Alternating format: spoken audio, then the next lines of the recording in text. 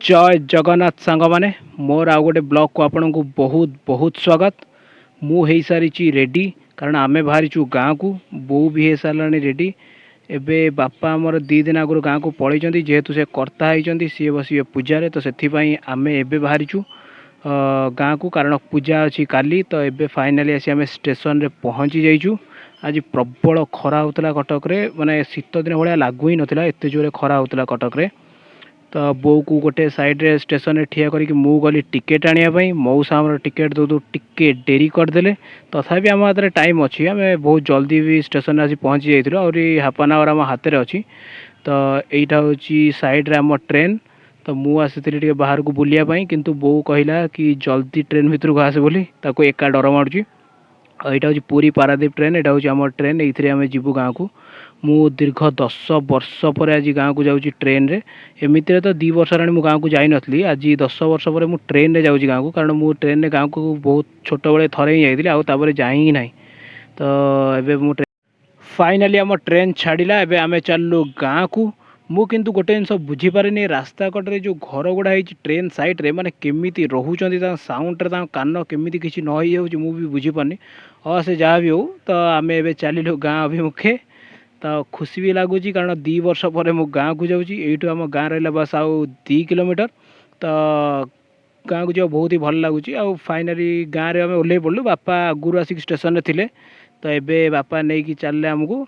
बस गोटे असुविधा लगिला कि ट्रेन रे एते समय बसिला पर भी गोटे भी झाल मुड़ी वाला आसलानी। मु एक्चुअली आसली झाल मुड़ी ही खाइबा ट्रेन रे कारण आप बाहर जोटी जिते भी झाल मुड़ी खाई था ट्रेन रे झाल मुड़ी टेस्ट ही अलग। झील भल नहीं 11टा बेले जगह खाई नथिल के जानी किए पुणी से घरे गले मते मते हैरान करिवो पहले भाउजो भाई चूड़ा खाइनी ना रोटी खाइनी ना किछि नाही मोले न खांत। बौर पहुँचु पहुँचु स्टार्ट होगा बापा पार्टी किंतु से जहाँ भी हो आम फाइनाली आसी गाँव में पहुँची गलु।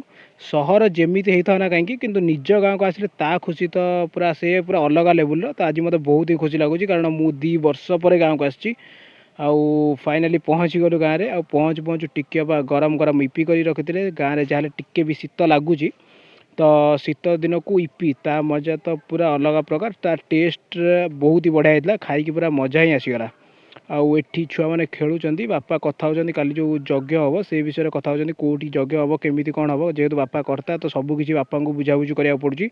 तो चलते मुझे भितर देखो आम मंदिर यहीटा कम होता नुआ मंदिर मंदिर आहरी आगू को बहुत बड़ हम किंतु बर्तमान एति कारण आगू आगू आउ धीरे धीरे बड़ हम मंदिर।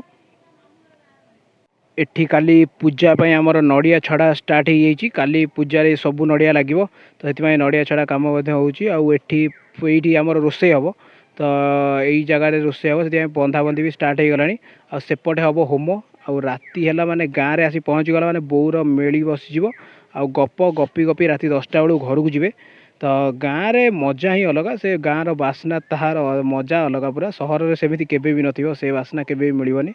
आ बापा ये सिंह को दौरान रंग आउ सबू पर आम जीव बर्तमान डिनर करने को टिके बाबा डाकिले बापा रंग दे चलते आम खाई सारा पर बापा खाइबे। तो आबे जाऊँ आम ए खाइबा को खाइबार गुआ घी रुटी तैयारी ता सहित होती कोबी भजा।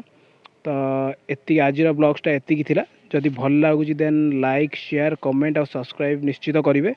आउ रहुची मु चलिली खाइबी। जय जगन्नाथ।